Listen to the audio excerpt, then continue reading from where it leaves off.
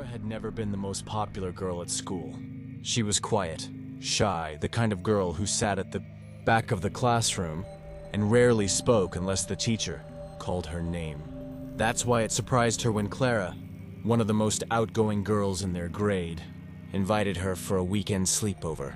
Clara's smile seemed genuine, her voice unusually warm. "We're friends now, right? You should come over. My parents are away this weekend, so it'll just be us. We'll have fun." At first, Nora hesitated. She didn't know Clara that well, but something inside her longed for acceptance. She wanted to believe someone truly wanted her company. She agreed. Friday evening came. Clara's house stood at the end of a narrow cul-de-sac, surrounded by tall, leaning trees. The windows glowed faintly, but the rest of the street was eerily silent. Nora clutched her overnight bag tighter as she rang the doorbell. Clara answered immediately, almost as if she had been waiting right behind the door. Her smile was wide, too wide. "Finally. I thought you'd never come," Clara whispered, though the smile never left her face. Nora stepped inside, the door shutting with a heavy, echoing thud behind her. Clara's house felt wrong. It was too quiet. There were no family pictures on the walls, no clutter on the counters, nothing personal, just empty spaces and spotless furniture. They sat in the living room and Clara brought out snacks, but Nora noticed the chips were stale, the soda flat. When she politely pushed her cup away, Clara's smile twitched. "You don't like it?" she asked softly, her voice carrying a strange edge. Nora shook her head quickly. "It's fine. I'm just not that hungry." Clara stared at her for a long moment, before suddenly bursting into laughter that seemed far too loud for the empty house. "You're funny, Nora. I like you." The way she said it didn't sound like a compliment. It sounded like a test. Later, Clara suggested they play a game. Hide and seek, but with the lights off. Nora's unease grew, but Clara insisted, her eyes wide, unblinking. "Trust me, it'll be fun. My favorite game." The lights went out. Total darkness swallowed the house. Clara's laughter echoed faintly as she counted from the kitchen. Nora's heart thudded as she tiptoed through the hallway, searching for a place to hide. Every creak of the floorboards sounded deafening. She slipped into a spare bedroom upstairs, crouching behind the bed. Silence. Then came the footsteps. Slow, deliberate, moving up the stairs. Clara wasn't calling out ready or not like in a normal game. She was humming, a strange, tuneless hum that rose and fell like a lullaby sung in reverse. The doorknob rattled. Nora's breath caught in her throat. Clara's voice, low and calm, floated through the dark. "Found you." The bedroom door creaked open, but no light followed. The next thing Nora remembered was waking up on the living room couch. Her head ached, and the room was dim, lit only by the faint glow of a single lamp. Clara sat across from her, staring intently. She wasn't smiling anymore. "You shouldn't have hidden upstairs," she said flatly. "That's not where the game is played." Nora's mouth was dry. "What do you mean?" Clara leaned forward. "This house has rules. Didn't you hear them? They told me the first night I stayed here alone." Nora's stomach dropped. "They?" Clara's face was pale, her eyes shadowed. "The ones who live here. They don't like when you break the rules." At that moment, the lamp flickered. From somewhere in the house, a low whisper carried through the air, faint but unmistakably human. Nora froze. Clara stood suddenly, her movements sharp, unnatural. "They like me because I listen. I keep the rules. But you..." Her voice trembled with something between fear and excitement. "You already broke them." The whispers grew louder. Now Nora could hear them clearly, a chorus of voices, overlapping, rising from the floorboards. The walls, the ceiling. "Stay, stay, stay." Clara's smile returned, wide and manic. "They want you now. You're part of the house." Nora bolted, running for the front door, but the knob wouldn't turn. The door felt fused to the frame, as if the wood itself was swallowing it shut. Behind her, Clara whispered in a sing-song tone, "You can't leave. You're mine now. Ours." Nora's screams echoed through the house, but no one outside could hear. The whispers drowned her out, wrapping around her like invisible hands. Clara approached slowly, her eyes shining in the dim light. "Don't worry. It won't hurt forever. You'll get used to it. I did." Nora stumbled backward, pressed against the wall, but the shadows thickened, curling around her legs like smoke. She tried to fight, clawing at the wallpaper, but her hands passed through it as though the house itself was pulling her inside. Clara watched, calm, almost tender. Best friends forever. The last thing Nora saw before the shadows engulfed her completely was Clara's smile. A smile too wide, too human, too wrong. And then only darkness.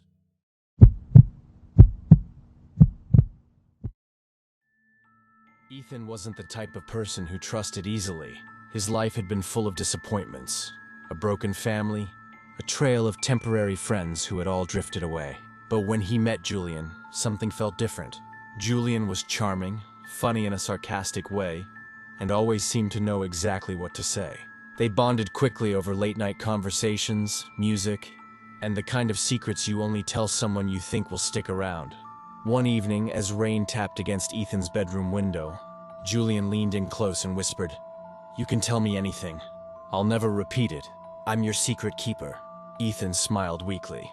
Maybe finally he had someone who wouldn't let him down. But that night, when he closed his eyes, he swore he heard his own voice echoing back at him in his dreams. Words he had whispered only to Julian, repeated in the dark by someone else. Over the weeks, Ethan told Julian everything. Things he had never admitted to anyone. The nightmares that plagued him. The guilt he carried from a childhood mistake. The feeling that someone was always watching him when he walked home at night. Julian never judged. He only smiled, nodding as if every confession was something he had already known.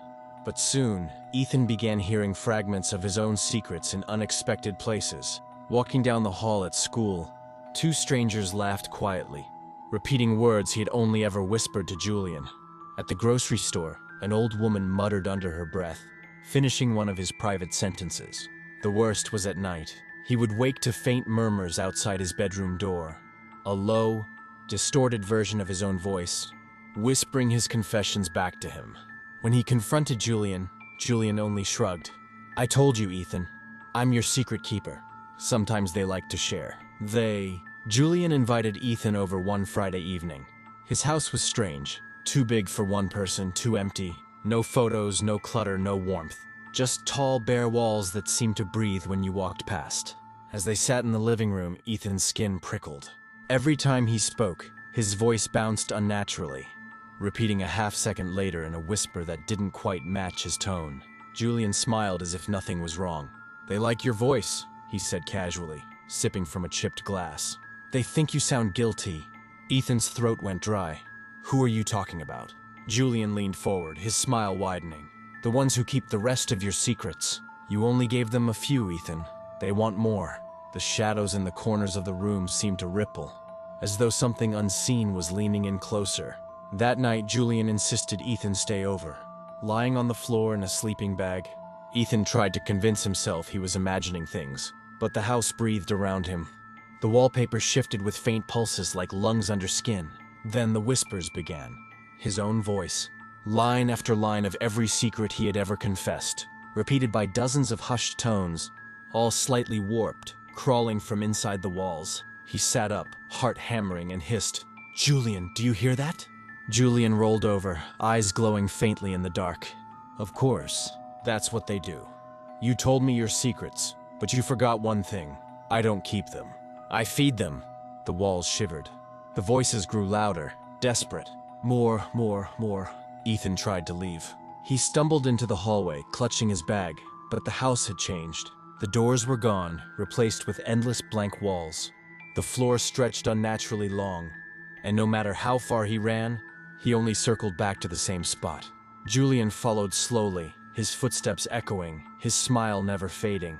"You can't run from them. You gave them too much already. They like you, Ethan. They're hungry for what you're hiding." Ethan screamed, "I don't have any more!" Julian's laughter rang sharp. "Everyone has more.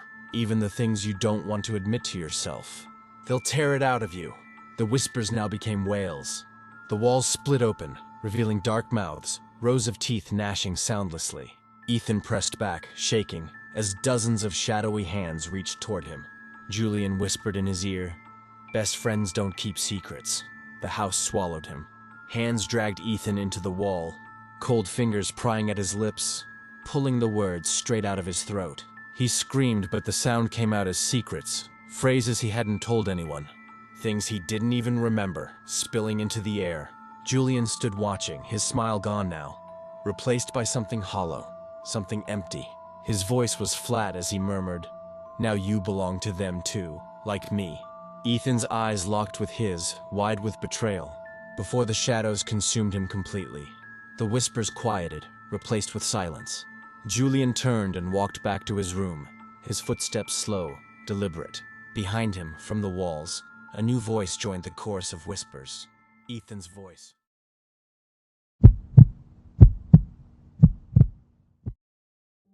Maya hadn't seen her best friend Chloe for 2 days. It wasn't unusual for Chloe to go quiet. She was the kind of person who disappeared into books or music, or just wandered off for a walk when life got too heavy. But this time was different. Her phone went straight to voicemail. Her parents said she never came home after their study group.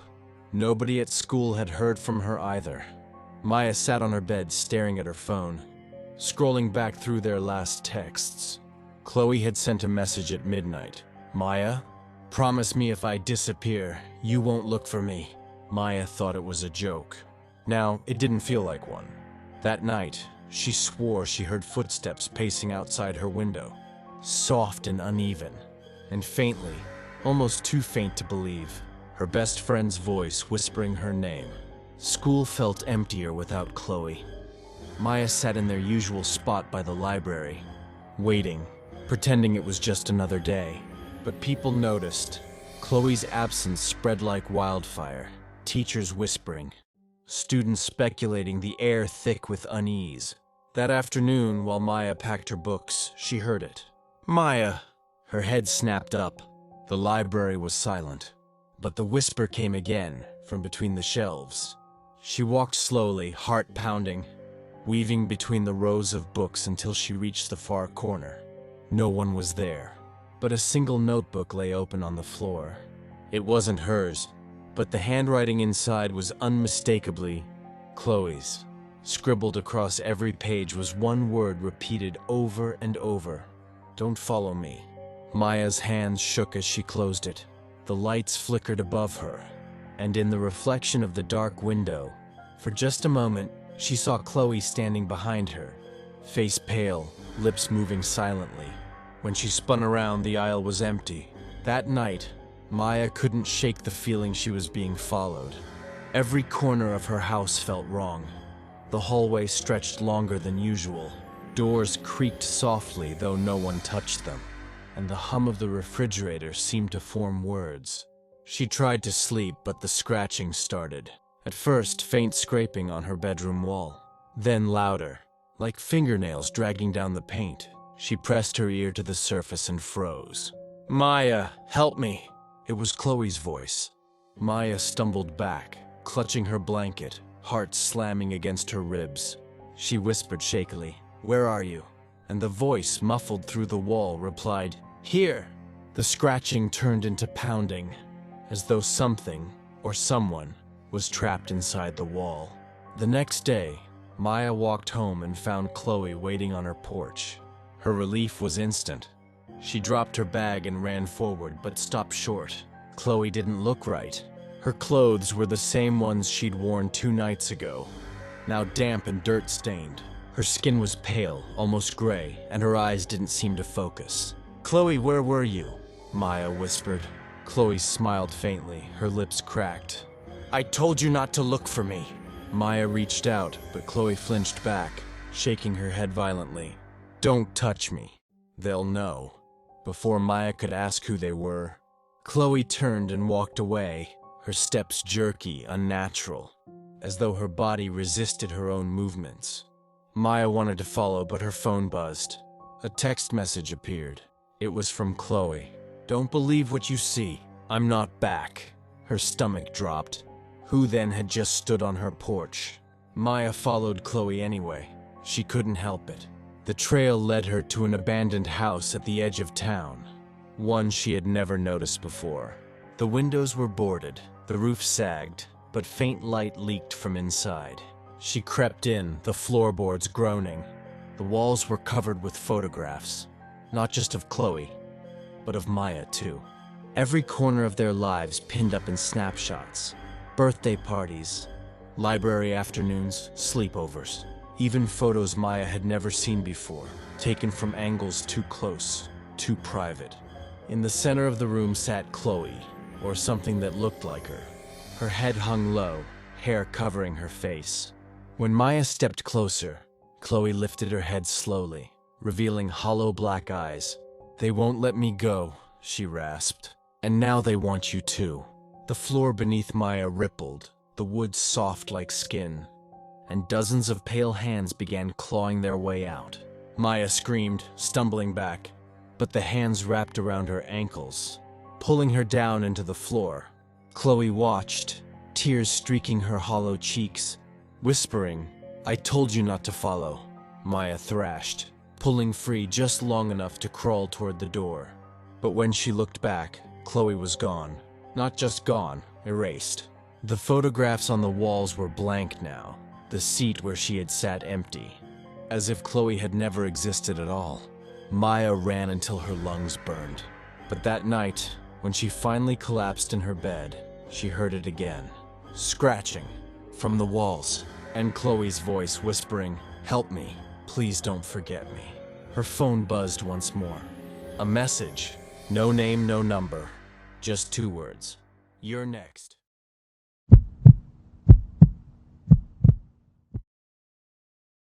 Ethan was the quiet type. Kept his head down, did his work, never really stood out. He wasn't unpopular. He just never belonged anywhere. That changed when he met the group. They weren't the kind of friends parents wanted you to have. Older kids, always hanging around the back of the gym, whispering, laughing, their eyes sharp and hungry. Nobody really knew their names, only fragments. Ash, Lena, Crow. One evening after practice, they invited Ethan over. No one ever invited him anywhere, and when they smiled at him, something in their eyes made his stomach tighten, but he went anyway. It felt good at first. They made him laugh, asked him questions, made him feel noticed. For the first time in years, Ethan felt like he belonged. But when he left, his phone buzzed with a text from an unknown number. "Welcome to the crowd. No backing out." The group had rules. Never say no. Never tell anyone about us. And if we call, you come. Ethan thought it was just hazing, but they were deadly serious. Their meetings were strange. They never hung out in normal places. Not the mall, not coffee shops. Instead, they gathered in abandoned houses, construction sites, or empty fields lit only by the moon. Always at night, always away from people. They'd sit in circles, whispering to each other in voices too low for Ethan to hear. Sometimes they'd stop mid-sentence, all turning their heads toward him at once, smiling with teeth too white in the dark. When Ethan asked why they never met during the day, Ash just leaned close and said, "The daylight isn't ours." That night, Ethan woke to find dirt under his fingernails and a half-burned candle on his desk. He didn't own any candles. At school, people noticed Ethan changing. He stopped talking to his old classmates. His eyes always looked tired, ringed with dark circles. Sometimes he'd laugh at nothing, the sound sharp and out of place. His teachers said he smelled like smoke. His parents found strange carvings etched into his notebooks, symbols they didn't recognize, but Ethan couldn't explain. He didn't remember writing them. He didn't remember half of what he did at night anymore. Sometimes he'd wake up in strange places, a park bench, the edge of the woods, once even standing outside his own house at 3 a.m., barefoot and shivering. Whenever he tried to tell the group he didn't want to play anymore, Lena would tilt her head, smile sweetly, and say, "You don't get to leave, not after what you've done." Ethan didn't know what she meant, but he started dreaming of blood on his hands, dripping onto the ground in steady rhythm. One night, they took him to the old underpass, a place everyone in town avoided. The walls were covered in graffiti, the ceiling dripping water, the smell of mildew thick in the air. Ash held out a knife, pressing it into Ethan's hands. "Prove you belong." Ethan's hands shook. "What do you mean?" Crow leaned in close, whispering, "Blood! That's the price." Ethan thought they meant an animal, maybe a ritual prank. But when he turned, he realized someone else was there. A boy from school, tied to a chair, eyes wide with tape over his mouth. Ethan's stomach lurched. No, what is this? Lena leaned in, brushing the knife against his palm. You've already started, Ethan. You think you're innocent? Look at your hands. He glanced down. In the flickering light, his fingers were already stained red. Ethan didn't remember what happened after that night. All he knew was that the boy from the chair was gone, vanished. People whispered he ran away, but Ethan saw his face in every reflective surface. Puddles, mirrors, windows. Always behind him, always accusing. The group acted as if nothing had happened. They laughed, they joked, they whispered in their circle. But whenever Ethan tried to leave, they reminded him, "You did it. We saw you." Ethan began hearing voices when he was alone. In his room, in the hallways, in the dead of night. Sometimes they were Chloe's voice, sometimes the boys'. Sometimes voices he didn't recognize at all. But the worst was his reflection. It stopped moving with him. Sometimes, when he smiled in the mirror, the reflection smiled a second too late. Ethan confronted them. "I'm done. I don't care what you say, I didn't hurt anyone." Ash tilted his head, smiling. "You still don't get it, do you?" "What?" Ethan spat. "You were never invited," Lena whispered. "You begged us. You found us. You asked to belong." Ethan shook his head. "That's not true." But then he remembered the first night, standing outside the gym, clutching his backpack. Had he walked toward them first? Had he begged them to notice him? The memory was hazy, slipping like water through his fingers. Crow leaned forward, voice low. "We didn't make you do anything. You wanted this." Ethan's chest tightened. His memories weren't real anymore. He couldn't tell which ones belonged to him and which ones the group had given him. The last time Ethan saw the group, they weren't people anymore. He followed them back to the underpass, desperate for answers. But in the flickering dark, their faces stretched, their eyes black, their mouths too wide. Their voices weren't human, layered, echoing, ancient. "You wanted to belong," they hissed together. "And now you do." The shadows swallowed them, but when Ethan looked down, his own hands were fading too. His reflection in the puddle at his feet grinned back at him, sharp teeth where his own weren't. The next morning, Ethan's parents found his bed empty. His backpack was gone. His phone lay on the floor, screen cracked.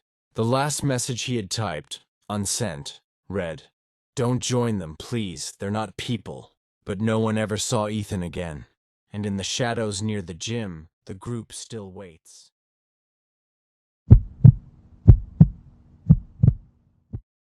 Sophie never got invited to sleepovers. She was quiet, the kind of girl who stayed at the back of the classroom, sketching in her notebook. So when Hannah, the most popular girl in her grade, asked her to come over on Friday night, Sophie felt like she'd finally been noticed. "It's going to be fun," Hannah promised. "Just us girls.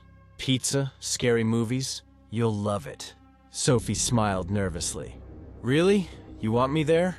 Hannah leaned closer. "Of course, but there's one thing you have to do first. You have to promise you'll play our game." "What game?" Hannah's eyes gleamed. "The pact." Hannah's house was huge, with wide halls and polished wooden floors. The girls, Hannah, Sophie, and two others, Clara and Maya, gathered in Hannah's room, giggling over pizza boxes and stacks of movies. But as midnight crept closer, the laughter died down. Hannah clapped her hands. "Okay, it's time. Everyone get in a circle." The lights were switched off. The only glow came from a cluster of candles on the floor. "The pact," Hannah explained, "is about trust. We each tell a secret. But not just any secret, our worst one. Something we'd never want anyone else to know. Once it's spoken here, it belongs to all of us. Break the pact, and it comes back for you." Sophie swallowed hard. The room felt too small, the candlelight flickering too fast. When it was her turn, Sophie whispered hers. Something she'd never told a soul. She felt lighter and heavier all at once. Hannah grinned. "Perfect. Now the pact is sealed. At first it felt harmless. They giggled after, ate candy, watched a scary movie.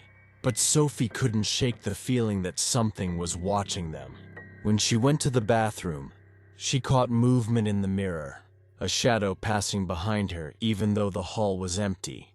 Later, when they were all in their sleeping bags, Sophie tried to close her eyes, but Clara gasped. "Did you hear that?" A whisper, low, right between them. Sophie froze. The girls turned on the lamp, scanning the room. Nothing there. But on the wall, written faintly in soot, were the words, "No secrets leave." By 2 a.m., the fun had completely drained away. The girls sat in silence, too afraid to speak.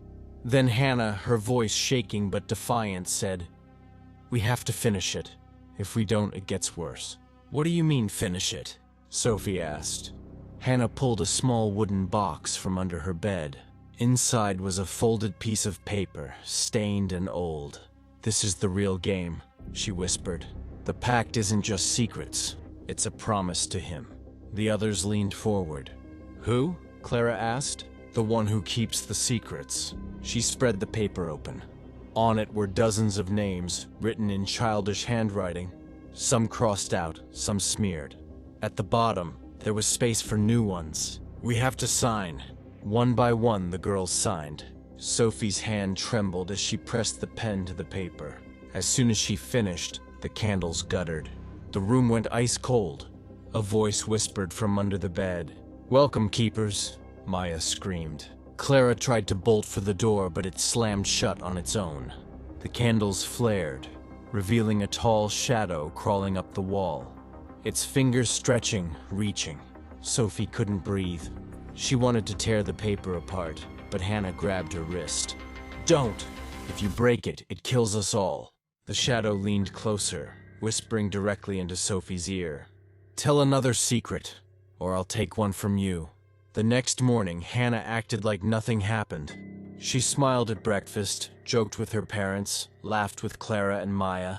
But Sophie noticed her eyes, too wide, too empty. When Sophie got home, she found something on her desk, a small scrap of paper folded neatly. Her handwriting. It was her secret, the one she whispered last night, but it was written in blood. Her phone buzzed. A message from Hannah. "Don't worry. He just needs you to play again. Next week, my house." Sophie's stomach turned. She realized the game wasn't about secrets at all. It was about collecting them, and they were running out of theirs. Sophie tried to ignore it. She avoided Hannah at school, refused to answer her texts. But the whispers followed her. In the hallways, at night, in her own room. One evening, her mother found her scratching something into the wall of her bedroom with her fingernails. When Sophie pulled away, there it was again. No secrets leave. The next sleepover came whether she wanted it or not.